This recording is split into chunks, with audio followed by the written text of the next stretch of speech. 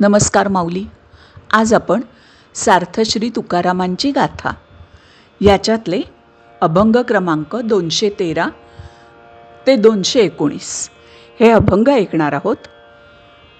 त्यांचा अर्थ ऐकणार आहोत. व्हिडिओला सुरुवात करण्याच्या आधी व्हिडिओला लाईक नक्की करा आणि चॅनलला सबस्क्राईब करा. आजच्या व्हिडिओत खूप चांगली उदाहरणं आहेत. खूप अर्थ छान आहे. शब्द त्याचे खूप छान आहेत. तर व्हिडिओ शेवटपर्यंत ऐका. शेवटचा अभंग तर सगळ्यांना माहिती असणारा असा आहे.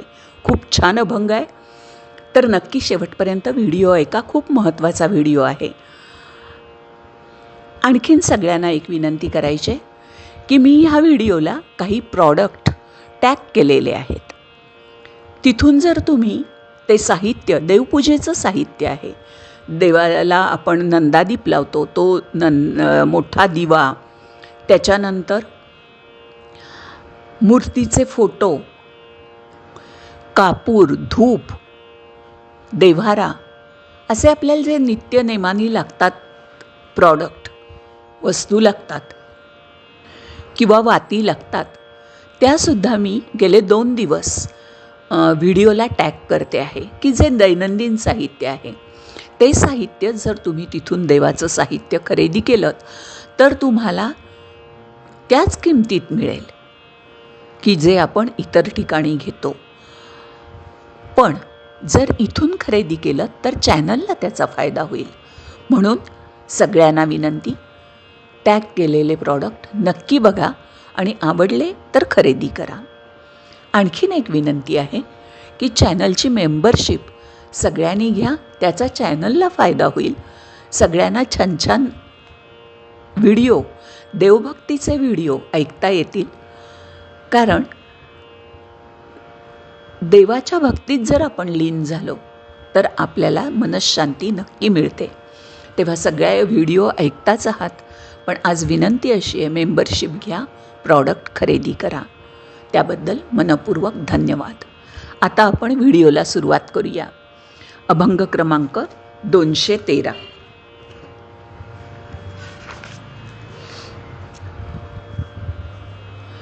म्हणूनी खेळ मांडियेला ऐसा, नाही कुणी दिशा वर्जियेली. माझी हा गोते हे वसले सकळ, न देखी जे मूळ विटाळाचे. करुनी ओळखी दिली एकसरे, न देखो दुसरे विषमासी.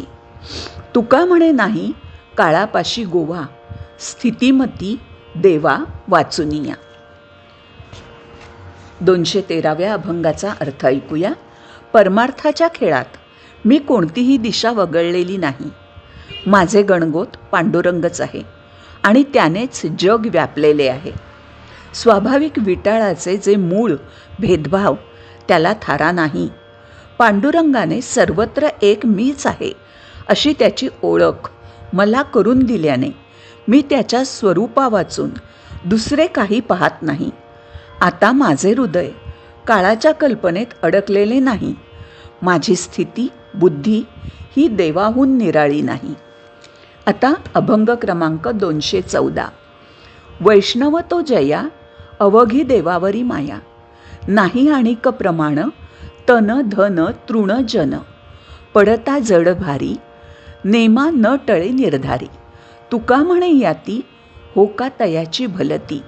आता बघा, वैष्णवांची व्याख्या इथे सांगितलेली आहे. बघा, पहिलंच वाक्य. तुकाराम महाराज म्हणतात, ज्याची प्रीती फक्त देवावर आहे तो वैष्णव.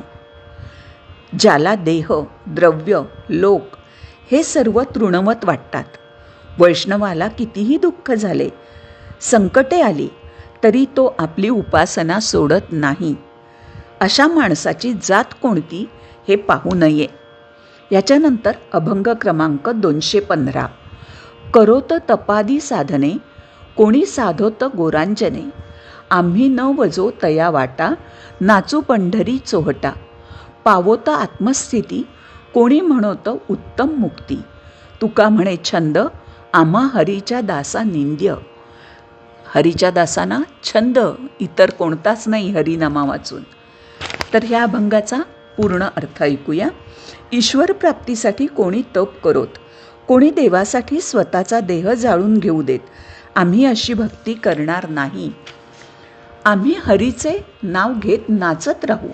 कोणी काही म्हणो, आम्ही हरिनाम घेत राहू. हरिभजना वाचून आम्हा हरीच्या दासांना इतर छंद हे निंदे आहेत. आता अभंग क्रमांक 216. देव सखा जरी जग अवघे कृपा करी. म्हणजे काय? देवाशी जर मैत्री केली, त्याला सखा मानलात, तर अवघं जग तुमच्यावर कृपा करतो. ऐसा असोनी अनुभव कासा विस होती जीव. देवाची जतन त्यासी बाधू न शक्य अग्न. तुका म्हणे हरी प्रल्हादासी यज्ञ करी. आता ह्या अभंगाचा 216व्या अर्थ ऐका.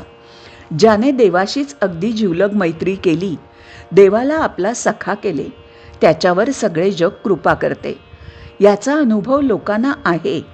तरीही काही लोक हरीची कृपा संपादन न करता भौतिक सुखासाठी तळमळ करतात. प्रल्हादाचे रक्षण देवाने केले. त्याचे अग्नीपासून शस्त्रांपासून विषापासून देवाने रक्षण केले.